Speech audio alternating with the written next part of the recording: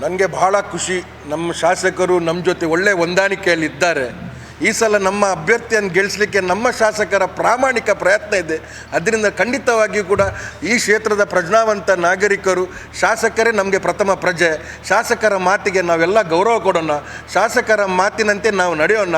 ಶಾಸಕರು ಹೇಳಿದು ಸತ್ಯವಾಗಲಿ.